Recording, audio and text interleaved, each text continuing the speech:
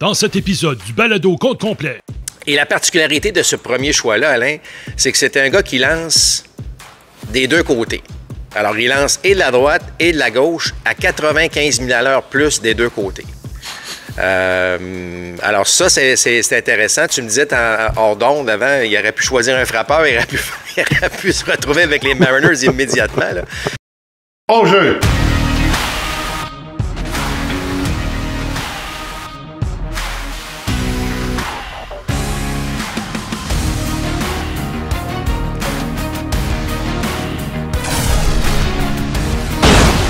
Deuxième prise! Compte complet! Le balado compte complet est présenté par Plan de match à Boucherville, votre centre d'entraînement et boutique de baseball avec cage de frappeur intérieur et lance-balles, fier partenaire de votre passion. Voici vos animateurs, Alain Usereau et Mark Griffin. Bienvenue à compte complet, on est au milieu du mois de juillet, c'est la pause du match des étoiles. Ça nous donne l'occasion de revenir un petit peu là, sur Marc, un bilan de... Pas la première moitié, on a déjà joué plus de 81 matchs, là, qui est vraiment la moitié de la saison. Sauf que c'est un bon moment pour regarder un petit peu ce qui s'est fait au cours de la première partie de la saison et humblement revenir sur nos prédictions. Je dis bien humblement, Marc, parce que c'est jamais parfait ce genre d'exercice. Puis on va quand même tenter de voir ce qu'on a fait de bien, puis tenter d'expliquer un petit peu pourquoi ça n'a pas marché dans plusieurs cas. On va commencer par l'Est de la Nationale, Marc. Et il n'y a pas vraiment de surprise, là. C'est une lutte à deux au sommet de la section Ouest. Oui, exact. En fait, il y a quand même une légère surprise. Pas le fait que ce soit les deux équipes, évidemment, qui soient en tête, là, les Braves et les Phillies. Mais le début de saison des Phillies, rappelle-toi, ça faisait partie un peu de nos explications, en tout cas des miennes certainement, de dire, c'est toujours difficile de partir. Puis une fois parti, on prend un peu de retard. Mais là, ça a été tout l'inverse avec les Phillies. Écoute, on est parti en Lyon, puis on n'a jamais regardé derrière depuis, ou pratiquement, en fait, les Braves étaient partis aussi en Lyon, mais finalement, les Phillies qui les ont rattrapés et là, qui se sont forgés une belle avance. C'est sûr que comment prévoir une blessure, encore une fois, à Acuna Junior, c'était pas évident de ce côté-là, et là, c'est là qu'on le ressent. Rappelle-toi, là, c'était pas le gros début de saison des Braves. C'est pas tout le monde qui jouait comme il se devait. Et la blessure d'Acuna qui est venue, évidemment, aussi chambouler bien des choses. Mais effectivement, j'aime ce que je vois des Nationals, Alain. On en avait parlé, je vous dis pas cette année, mais c'est une équipe qui s'en vient, là, qui va vraiment être parmi... je dirais pas les meneurs l'année prochaine, mais on s'en va dans la bonne direction avec cette organisation-là. Oui, moi pour les deux premières équipes, Marc, je retiens deux choses qui ont favorisé les Phillies. Puis ça, je sais qu'on c'est du baseball majeur, mais on a eu un calendrier favorable jusqu'ici. Ça va être plus difficile en deuxième moitié. Puis la deuxième chose, du côté des Braves, Marc, on est loin de la production offensive de l'année passée. Je ne suis pas sûr qu'on pouvait réussir à avoir une moyenne globale de puissance de près de 500 comme l'année passée. Là. Mais c'était peut-être un peu utopique, mais je pense je pense qu'il en manque un petit peu à l'attaque là, chez les Braves. Peut-être, effectivement, que l'absence d'Acuna explique en partie, mais il n'y avait pas un bon début de saison. Non, puis Olsen non plus n'avait pas un bon début de saison. Alors, non, je suis bien d'accord avec toi. Là, il y a un manque en attaque. Puis la différence est quand même assez énorme si on compare à l'année passée. Ouais. Et pour revenir aux Phillies, je veux bien croire on savait qu'Alec Bohm était bon, Alain, mais là, il vient de passer à un autre niveau, ce qui fait qu'il appuie tellement bien. Les Schwarber, évidemment, les Turner, les Bryce Harper. Alors là, soudainement, c'est pas une affaire de 2-3 joueurs, c'est toute la formation pratiquement là, qui donne un bon rendement, sans compter, évidemment, l'appui des lanceurs partants. Là. Oui, et les Mets qui surprennent, Marc, on les avait choisis troisième, mais peut-être pas avec un rendement aussi bon que ce qu'ils ont montré depuis le début de la saison, avec une attaque, ma foi, là, qui surprend depuis un mois et demi. Ils avaient connu un très bon mois de juin, mais ça n'a pas arrêté là, au mois de juillet. Là. On a continué de frapper. Exact. Puis moi, je veux dire, après un début de saison assez difficile, je m'attendais à une autre saison difficile des Mets. Bravo. Pour l'instant, on est dans le coup. On fait toutes les équipes qui jouent 500 et plus, évidemment, sont dans le coup pour une place en série. Donc, bravo. Moi, je suis content. Ouais. Le baseball a besoin d'une équipe comme les Mets de bien jouer. Là, c'est un gros marché. Je sais que les Yankees prennent la place à New York, mais les Mets aussi font jaser d'eux. Puis, ça serait le fun de jaser d'eux de façon positive.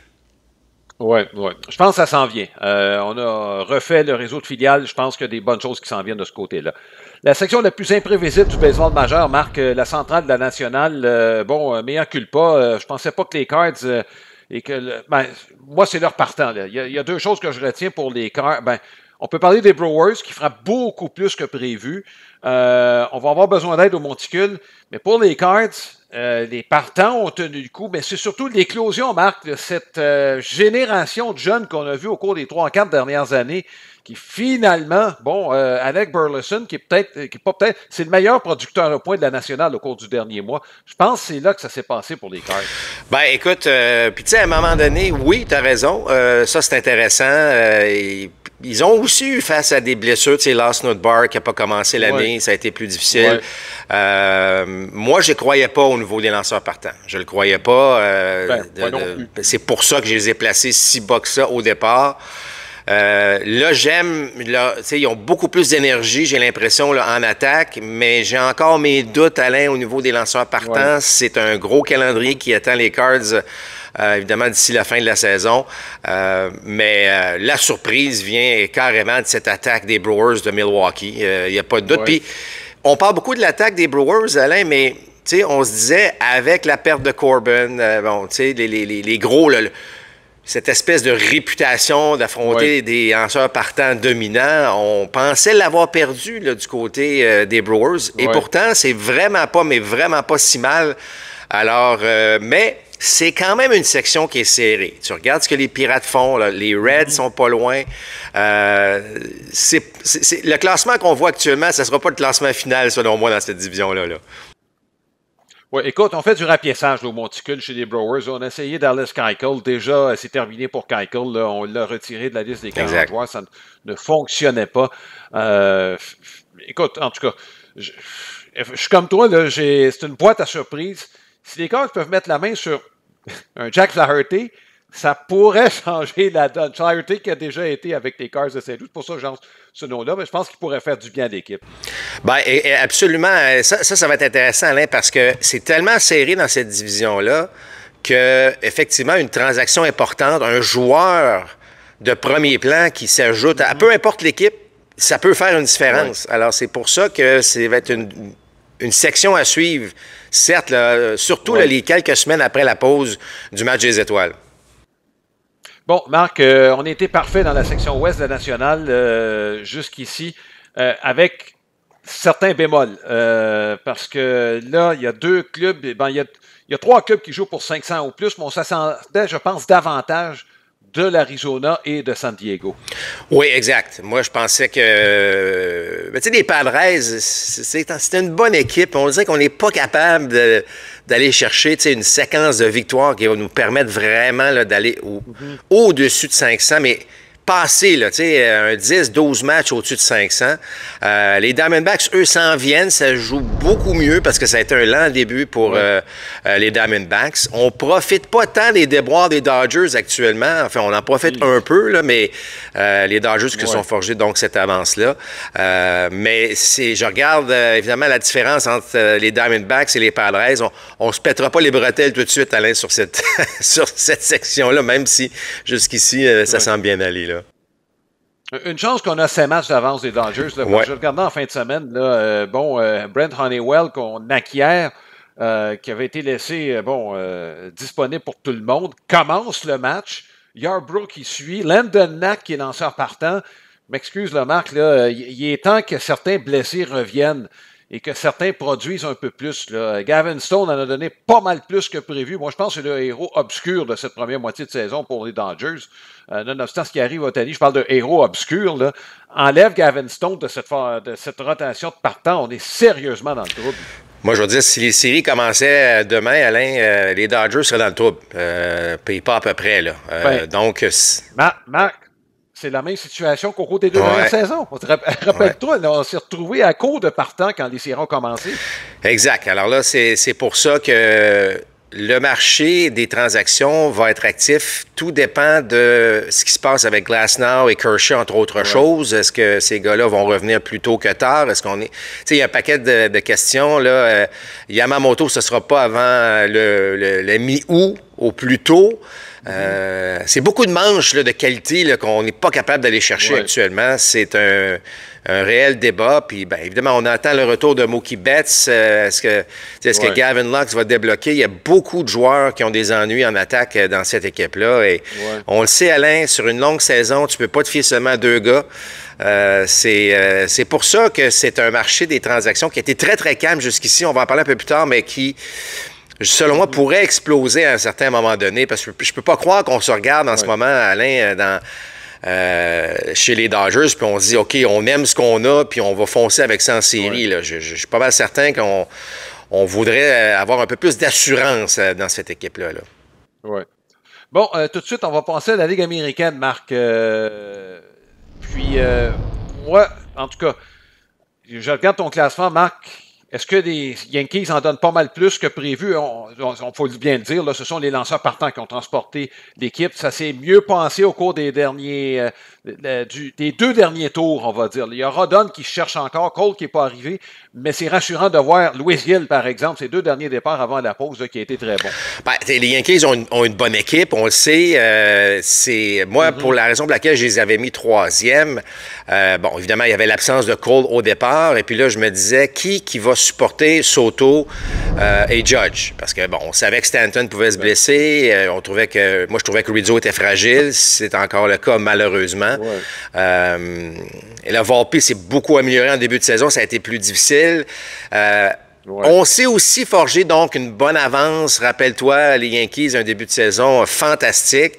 Je pense encore que les Yankees vont pas terminer premier dans cette division. Je pense que les Orioles ont plus de profondeur actuellement. On va attendre après la date limite des transactions.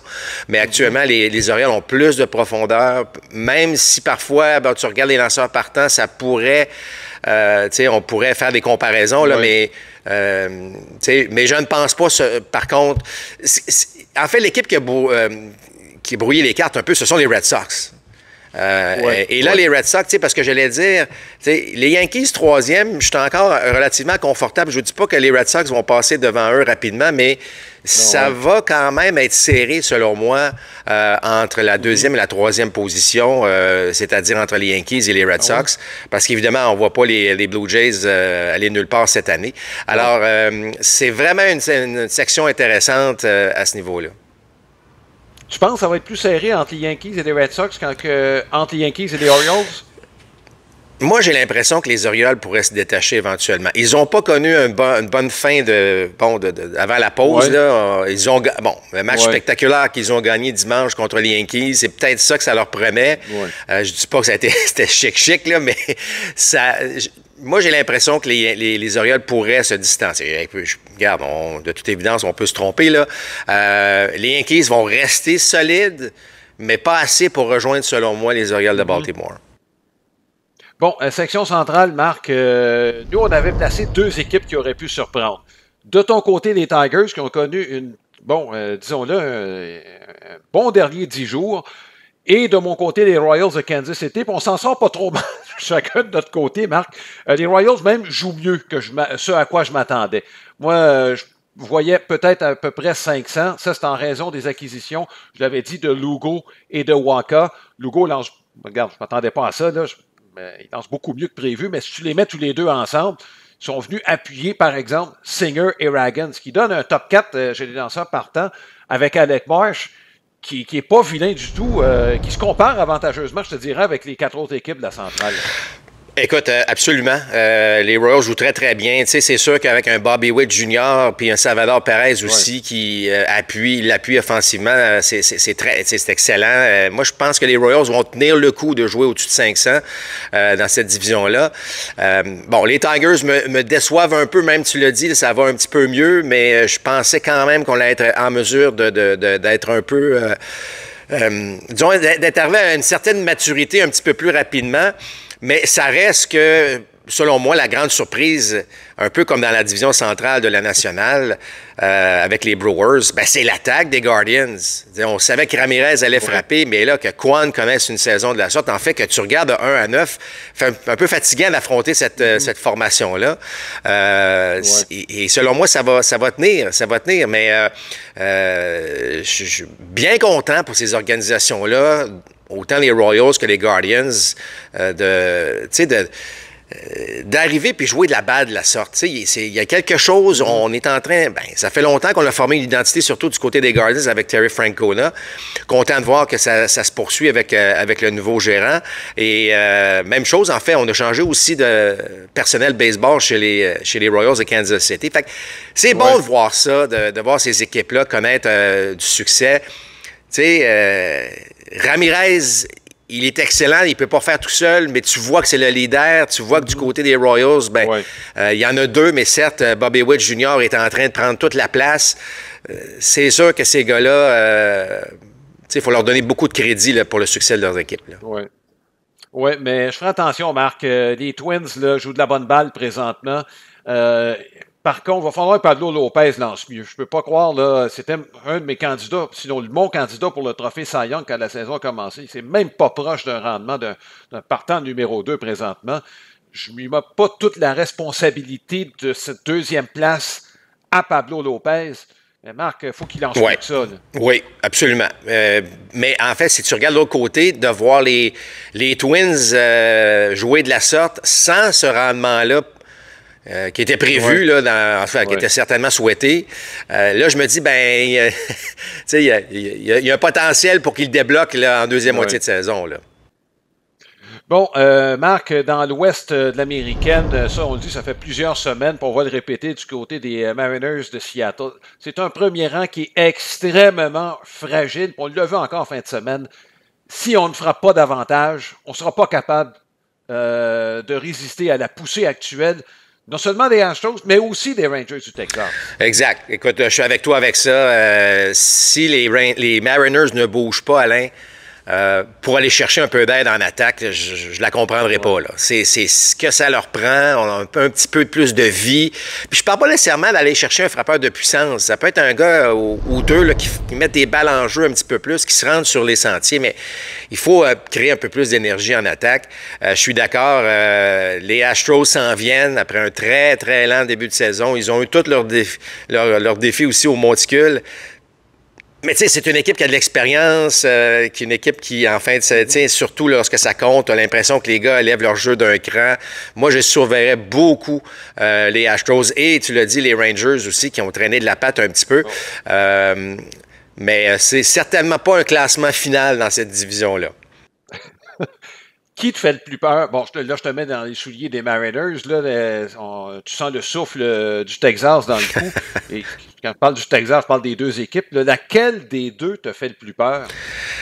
En fait, moi, je pense que les Astros sont partis pour... les Rangers vont très bien. Ils ont bien terminé, évidemment, le calendrier avant la pause du match des étoiles. Mais je regarde le différentiel des Astros. On est déjà rendu à plus 49, alors qu'il était négatif il n'y a pas si longtemps. J'ai l'impression que les Astros pourraient poursuivre sur cette lancée-là pour toutes les raisons du monde, mais je veux dire, effectivement, les Rangers jouent de la bonne balle. Moi, c'est les Mariners qui m'inquiètent. Ils pourraient se retrouver troisième plus vite qu'on pense. Là.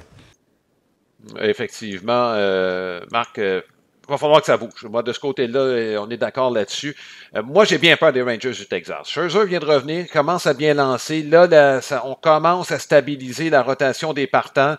Là aussi, il y a quelques joueurs qui devront en donner un petit peu plus. Mais je suis confiant que les Rangers du Texas vont revenir. Je sais que Scherzer a parlé en ce sens au cours de la fin de semaine. Ce sont les champions en titre de la Série mondiale. Puis il y a des joueurs là, dont l'éclosion, je parle à Langford, Josh Smith au troisième but. Je ne sais pas ce qu'on va faire avec Josh Young quand il va revenir, mais Smith ne mérite pas de perdre son poste là, régulier actuellement avec les Rangers. C'est une simple et belle trouvaille. C'est un très beau problème, Alain, à voir, je te dirais. On va trouver une place, je suis convaincu, mais c'est sûr que Young va falloir qu'il reprenne sa place et c'est quand même un atout important là, qu'on pourrait ajouter à cette formation-là. Là. Bon, c'est le temps de la question de la semaine qui est présentée par Sylmar Autoville. C'est votre détaillant pour les pneus de voiture et de camions classiques et antiques. Je vous invite à consulter le www.sylmar.ca. Notre question, elle est fort simple. C'est quelle équipe qui vous a le plus surpris jusqu'ici? Il y en a une tonne. On peut parler des Cards de Saint-Louis, des Mets de New York, des Red Sox de Boston. des Guardians de Cleveland. Bref, votre choix est aussi bon que le nôtre. Donc, envoyez-nous vos commentaires à propos de cette question sur Facebook, notre page facebook.com/compte complet balado, ou encore sur notre site internet, vous pouvez y aller sur comptecomplet.com. Alain, je rappelle aux gens qui nous écoutent et nous regardent notre commanditaire principal, le Plan de Match à Boucherville. C'est une boutique spécialisée de baseball, tout l'équipement nécessaire, cage de frappeurs, cours privés, boutique en ligne également.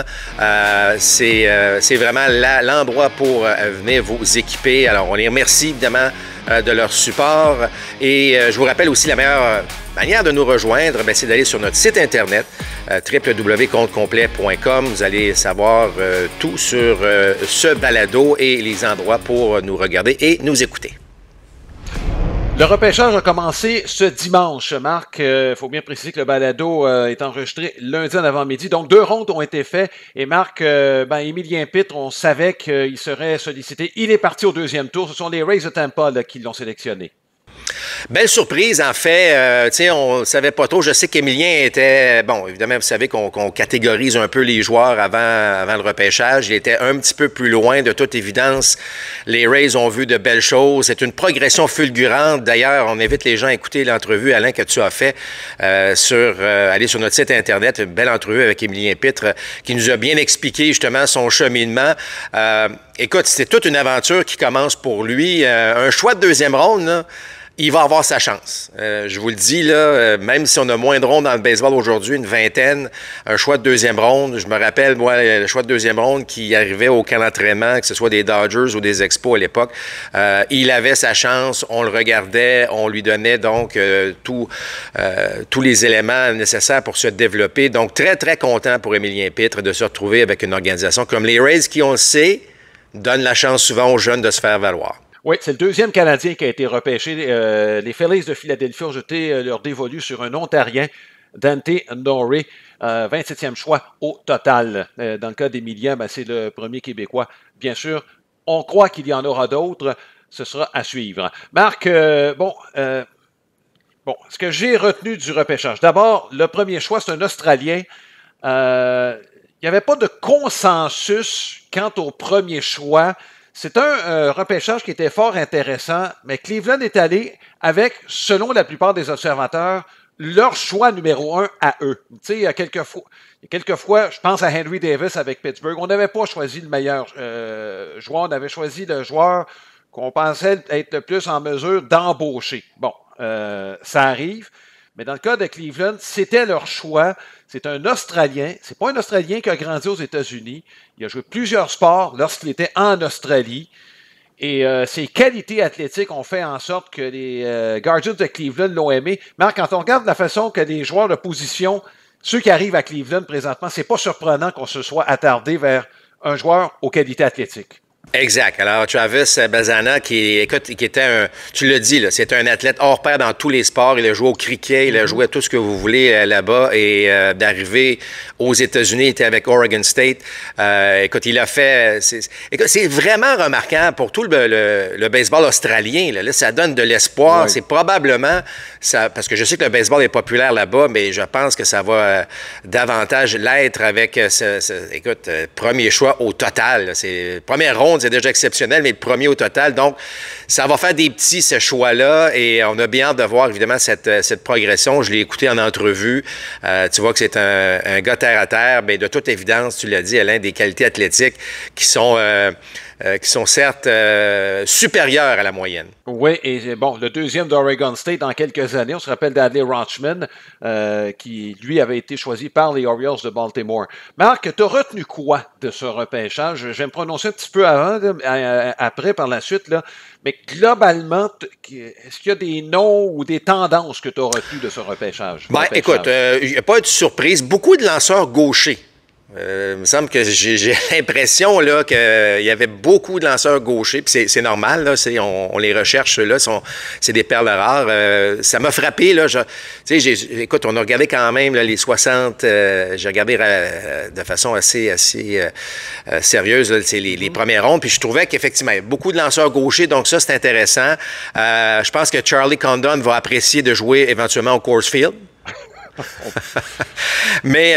Ben, écoute, on dit de lui, Marc, que c'était le meilleur frappeur disponible et qui pourrait être déjà au Colorado, si c'est pas cette année, l'année prochaine. Ben, écoute, effectivement, je pense qu'on verra ce que ça va donner. Ce que j'aime dans le baseball moderne aujourd'hui, c'est qu'on peut les monter rapidement. Bon, ce ne sont pas tous des Spalskins, là, mais ça reste qu'on ne traîne pas sous longtemps dans les ligues mineures. Il y a quelques choix d'écoles secondaires. Moi, j'avais vraiment l'impression, Alain, que la tendance allait paraître. Ça a apparu, là, il y a plus de joueurs, évidemment, au niveau collégial, universitaire, mais...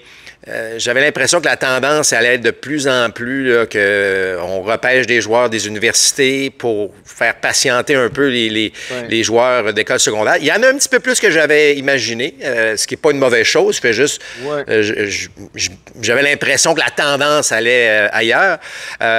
Mais il y a des joueurs qui... bon, les Mariners de Seattle. Ils sont allés avec un choix intéressant et un premier choix. Et la particularité de ce premier choix-là, Alain, c'est que c'est un gars qui lance des deux côtés. Alors, il lance et de la droite et de la gauche à 95 000 à l'heure plus des deux côtés. Alors ça, c'est intéressant. Tu me disais hors d'onde avant, il aurait pu choisir un frappeur, il aurait pu se retrouver avec les Mariners immédiatement. Là.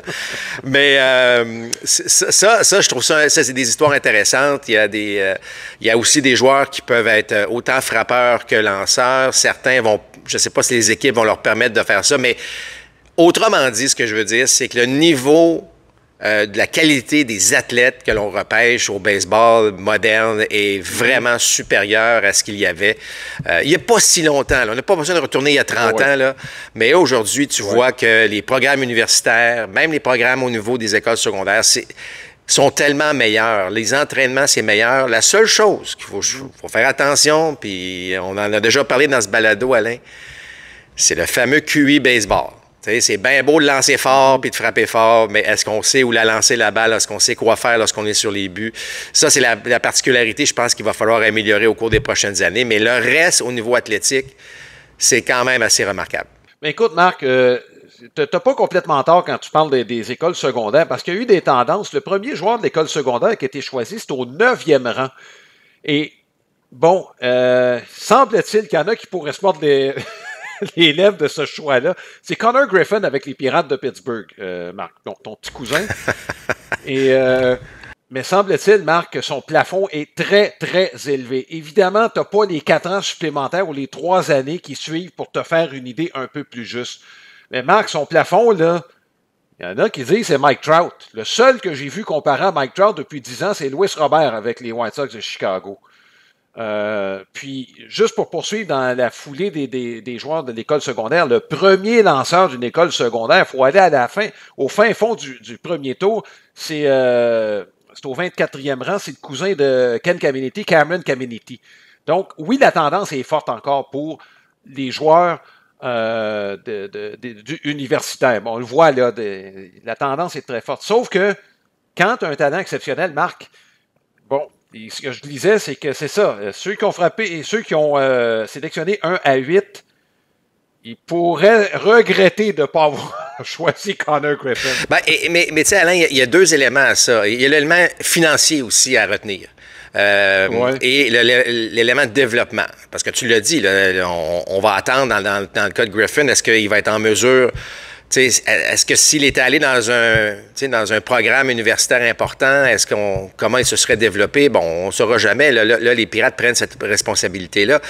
Mais ça coûte plus cher aussi, parfois, un joueur d'école secondaire. Parce que c'est sûr que ces gars-là, évidemment talentueux, ils ont déjà des bourses d'études complètes dans les meilleurs programmes universitaires. Alors, des sortir de là, ça en prend toujours un petit peu plus. C'est pour ça que la tendance, c'est qu'effectivement, il y en a moins dans les premiers, ça en est suivi dans la deuxième où il y en a eu un petit peu plus. Il va en avoir davantage. Puis là, oups, vous allez voir dans les fins de ronde, on va aller rechercher des gars universitaires parce qu'on pense que ces gars-là sont peut-être un petit peu plus près aussi. Donc, c'est pour ça que les 20 rondes, c'est intéressant maintenant dans le baseball, Alain, parce qu'on peut vraiment avoir des tendances. Les 3-4 premières, on voit qu'il y a beaucoup plus de joueurs universitaires.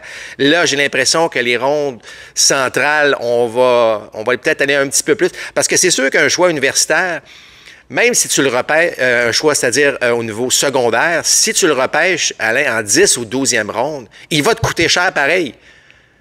Parce qu'il va avoir déjà sa bourse d'études et par la suite, on va voir, ça va se terminer avec beaucoup de joueurs au niveau donc universitaire. Alors, c'est intéressant parce que la philosophie des équipes est différente à bien des points de vue et c'est ça la beauté de la chose, c'est que certaines équipes repêchent le meilleur athlète disponible, d'autres vont avec leurs besoins, d'autres n'aiment pas aller avec des joueurs d'école secondaire.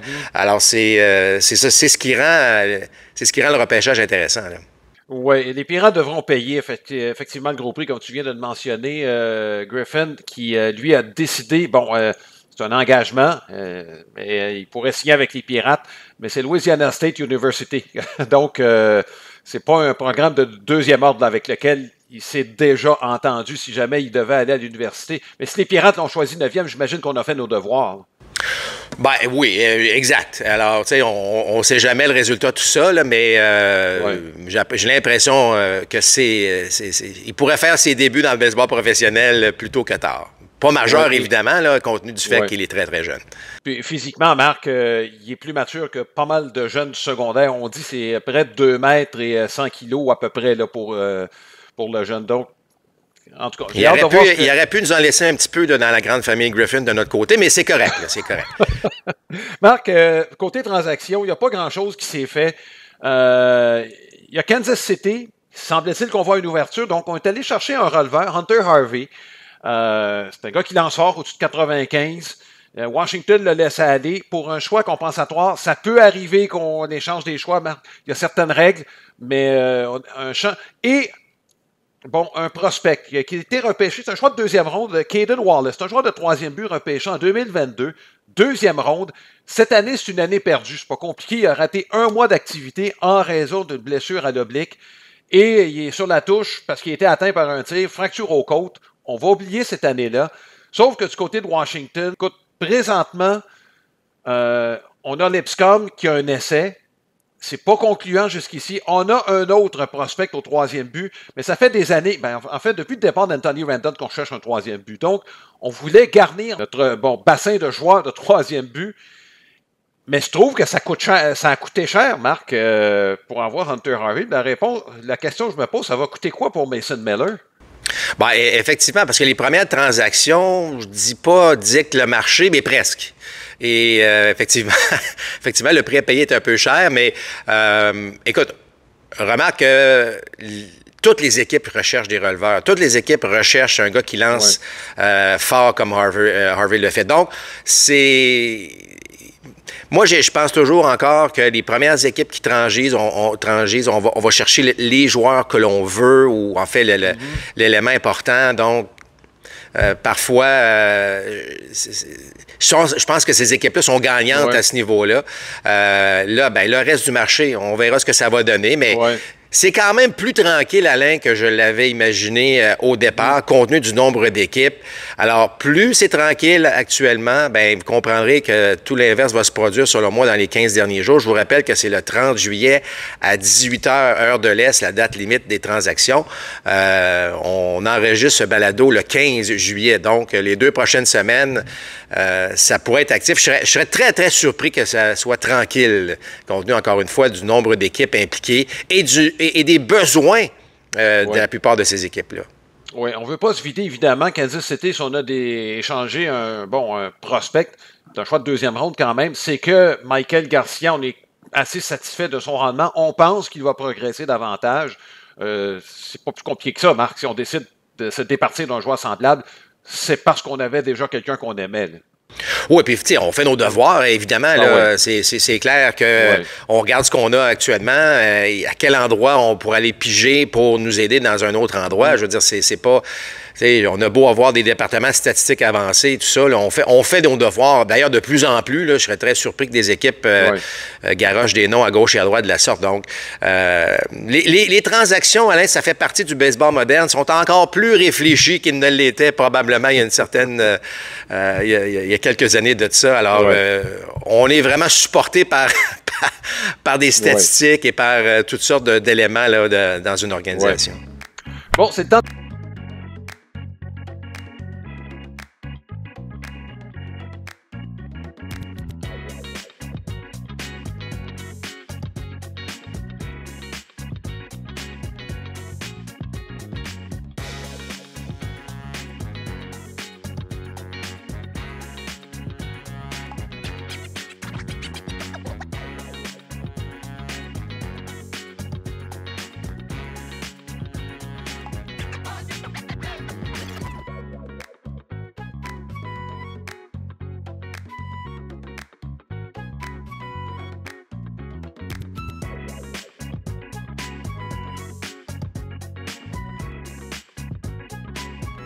des Hamaker dans ce match.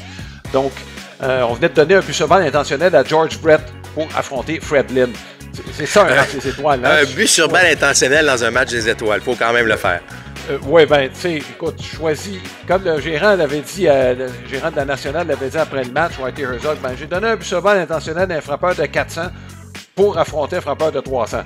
T'sais, à ce moment-là, la moyenne au bâton étant la référence, tu comprends que c'est comme ça que ça marchait. Donc, voilà. Et parmi les 11 joueurs de ce match des étoiles, il y avait quand même certains expos. Tim Raines, André Dawson, Gary Carter et Steve Rogers, tous des partants en 1983. Donc, en ce qui concerne Mike Schmidt, il a participé 12 fois à la partie des étoiles. Il a pris sa retraite en 1989 alors que la saison était en cours et les gens l'ont quand même choisi comme troisième but partant pour le match des étoiles. Mike Schmidt qui avait eu un très bon début de saison, mais avait de sérieux problèmes avec son épaule droite. Il n'est plus capable de lancer au troisième but et Mike Schmidt ne voulait pas continuer.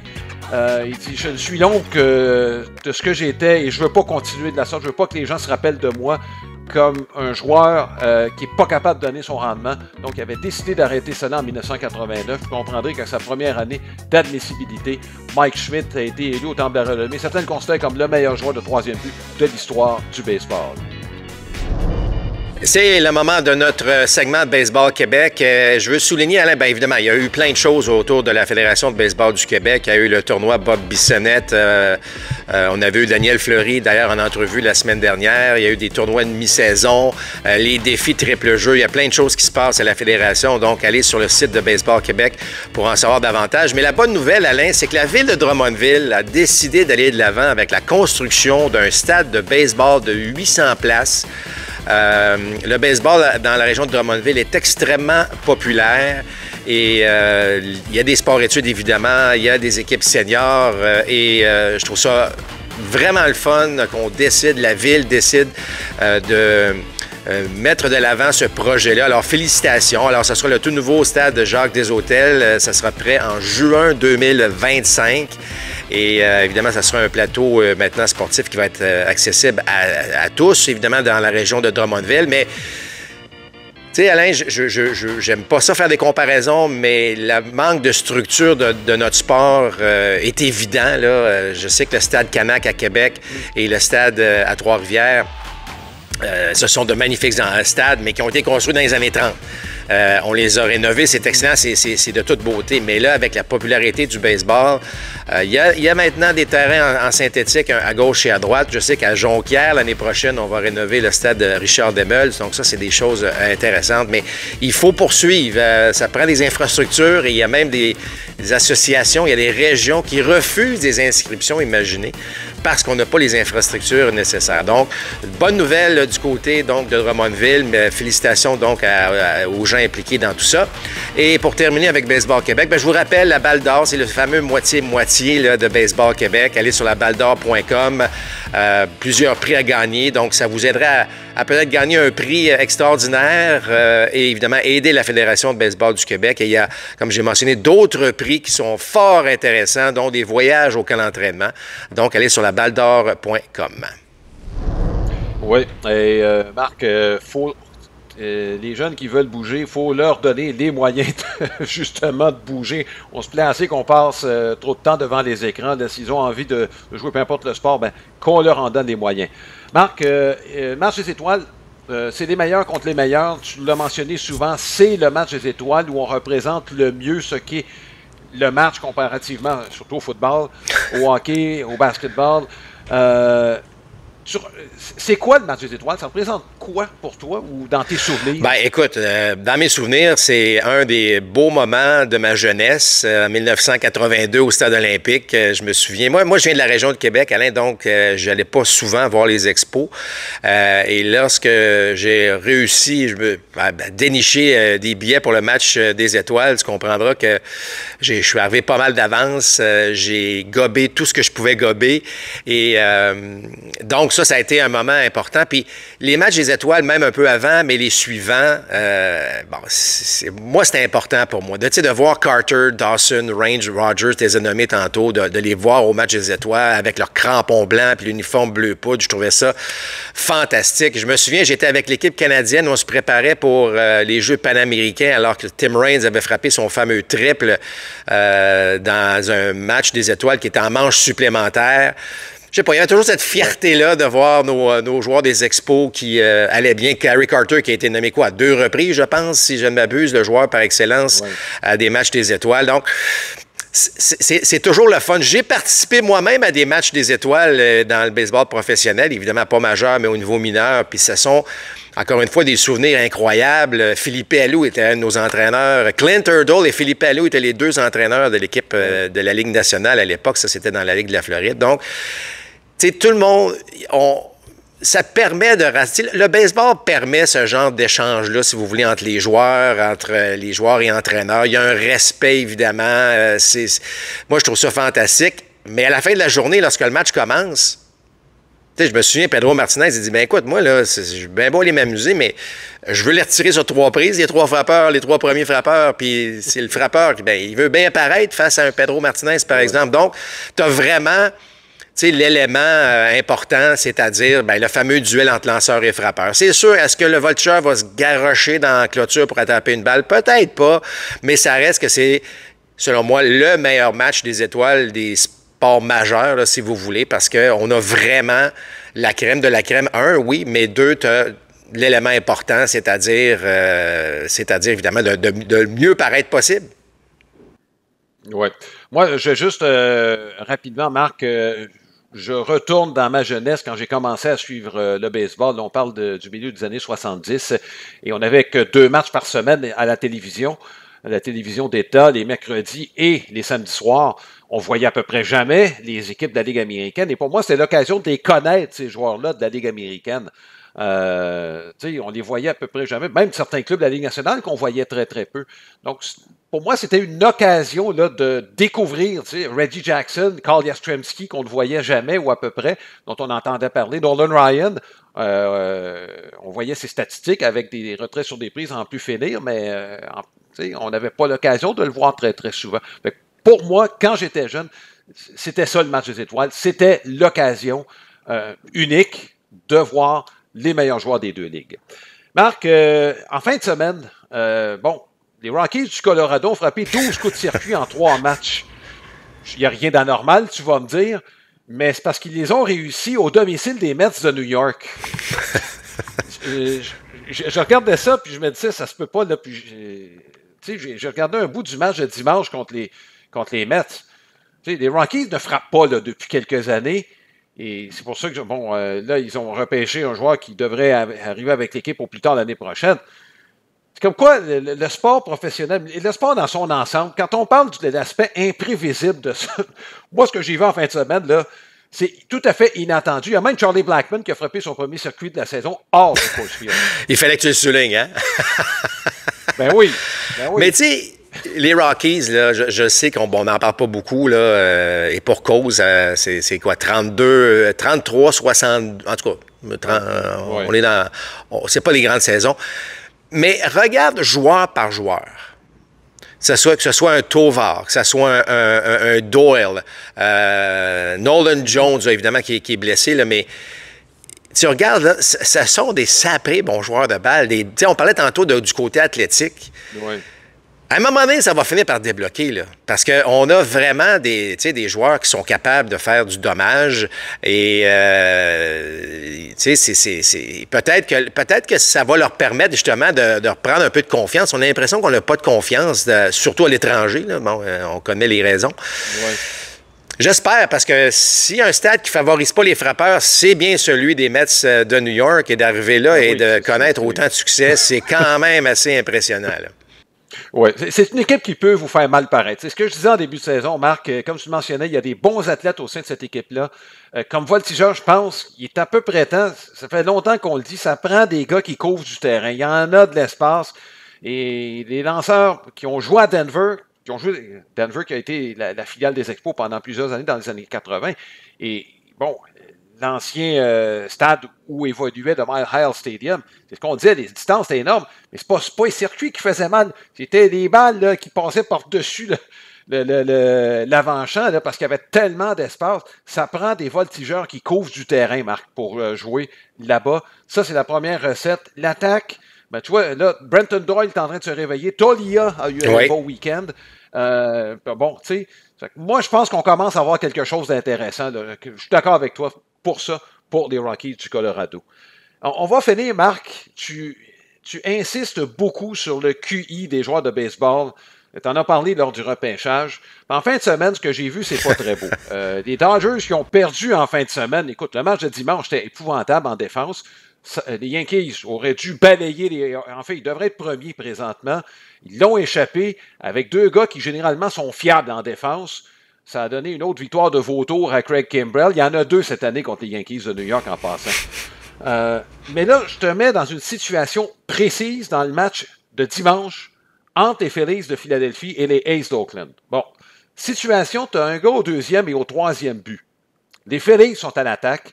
Il y a moins de 2 retraits. Les Phillies se font lessiver par les A's. Les A's qui ont frappé une tonne de circuits dans le match de dimanche, match à sens unique. Là, tu as un ballon au champ gauche à distance raisonnable. Ça se peut qu'il y ait un jeu au marbre. Mais tu mènes par plusieurs points. Logiquement, le relais va se faire au troisième. Bon. Là, une fois que la balle est frappée au champ gauche, le lanceur s'en va, lui, couvrir derrière le receveur, comme si ça s'en allait au marbre. Le joueur d'arrêt court, lui, s'en va à l'entrechamp comme relayeur. Et le joueur de troisième but, lui, s'en va comme relayeur à côté du monticule. Donc, il n'y a personne au troisième but. Quand le voltigeur capte la balle, lui, son réflexe, bon, j'ai plusieurs points d'avance, je peux lancer au marbre, mais j'en ai pas besoin. Je vais m'organiser, le gars du deuxième avance pas. Il lance au troisième, mais là, le troisième but, il est au monticule. L'arrêt court n'est pas venu couvrir. Donc, la balle est passée tout droit et a quitté la surface de jeu, de sorte que le coureur qui était au deuxième, qui n'avait probablement pas l'idée d'avancer, ben, est venu marquer. Là, Marc, la question que je te pose, qui aurait dû couvrir le troisième là-dessus? Est-ce que c'est le lanceur, c'est le joueur d'arrêt court ou c'est le joueur de troisième? Non, c'est carrément... Dans la situation que tu fais mention, Alain, surtout avec une avance de la sorte, le voltigeur a pris la bonne décision en lançant au troisième. Donc, le troisième but est fautif. C'est lui qui aurait dû... Le troisième but devient le relayeur, si un jeu au marbre. OK? Alors, le troisième but n'est pas souvent relayeur. Il est relayeur lorsqu'il y a un coureur au deuxième puis un simple au champ gauche ou s'il y a un ballon sacrifice au champ gauche. C'est à peu près les deux seules fois qu'il devient relayeur. Mais dans ce cas-ci, avec une avance de la sorte, tu t'en vas au troisième, tu t'obstines même pas. Alors, lui aurait dû rester à ce moment-là au troisième.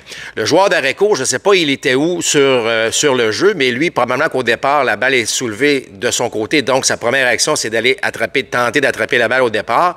Et deuxièmement, lui aurait dû probablement guider son voltigeur aussi, parce que ça sert à ça, un joueur d'arrêt court aussi, de dire probablement 3-3-3.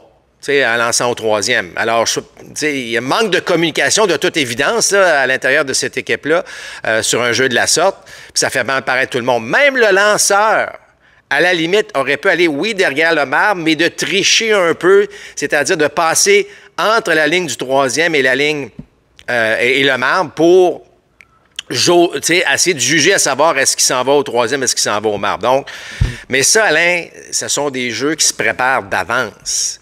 Moi, je dis souvent, lorsque je suis entraîneur, pensez à votre jeu d'avance. Alors, c'est-à-dire que si la balle n'est pas frappée très loin, on va aller au troisième. Même en voltigeur, on peut se parler. Hey, on m'aime par beaucoup. Là. Moi, je me souviens, j'étais voltigeur de centre, je guidais beaucoup mes voltigeurs de droite et gauche en disant hey, on a de l'avance, là, un ballon, là, on s'en va au troisième. Alors, il y a moins de ça, Alain, donc on va avoir plus de ces jeux-là. C'est ce que je veux dire. Puis j'espère qu'éventuellement, on va les éliminer parce que cet aspect-là du baseball est aussi important que le fait de frapper des balles à des distances folles ou de lancer des balles à des forces complètement folles également. Écoute, j'ai parlé brièvement de la fin de match des Dodgers et des Yankees. Marc, ça, c'est des erreurs physiques, ça arrive. Est-ce que tu me rentres ça dans la catégorie des erreurs physiques ou mentales? Écoute, je veux dire, ça reste des erreurs physiques parce que Volpe a semblé bien se positionner avant de saisir la balle, puis le whoop, ça s'est retrouvé, là, je ne peux pas blâmer nécessairement le terrain. Il a semblé lui-même se mettre dans une position vulnérable. Et dans le cas de Verdugo, écoute, une balle frappée en flèche directement vers un voltigeur, c'est souvent le jeu le plus difficile. Par contre, ce qu'on enseigne souvent, c'est que tu dois faire ce qu'on appelle le drop step. Donc, tu recules d'un pas juste pour t'assurer de prendre cette fraction de seconde de plus pour bien juger la balle, alors que son premier réflexe a été de foncer sur la balle, ce qui est souvent le moins bon réflexe là, à prendre. Et là, ben, il s'est fait jouer un tour. Donc, ça fait très mal paraître les Yankees à ce niveau-là, eux qui s'étaient forgé une avance de 3 points grâce à un coup de circuit. Mais écoute, Kimbrel est rendu à 6 victoires, Alain, je veux juste mentionner ça. Oui, bon. C'est pas possible. Mais remarque, à sa défense, il allait quand même bien. Là, il avait connu un bon dernier mois, mais ça reste un élément que je pense que les Orioles pourraient aller bouger, c'est d'aller chercher un bras de plus en fin de match. Bien d'accord avec ça. C'est le temps de vous présenter l'horaire de la semaine, qui est une présentation de la boutique des fans. C'est votre boutique de cartes sportives et d'objets de collection à Hawkesbury. En plus de vous offrir des cartes Pokémon, Magic the Gathering et des figurines Funko Pop, je vous invite à consulter laboutiquedesfans.ca. Donc, cette semaine, c'est la pause du match des étoiles. Ce lundi, le concours de coup de circuit présenté à 20h. Le lendemain, soit mardi, le match des étoiles, on sera là à compter de 19h30. Et on reprend l'action dimanche. C'est un duel qui promet. Les Red Sox de Boston contre les Dodgers à Los Angeles. Comme à chaque dimanche, ce sera à 19h. Les 3 événements seront présentés à RDS. On vous souhaite une excellente semaine. Profitez du match des étoiles et on se revoit, nous, pour le prochain compte complet lundi prochain. D'ici là, portez-vous bien. À la prochaine. Balado compte complet vous a été présenté par Plan de match à Boucherville, fier partenaire de votre passion.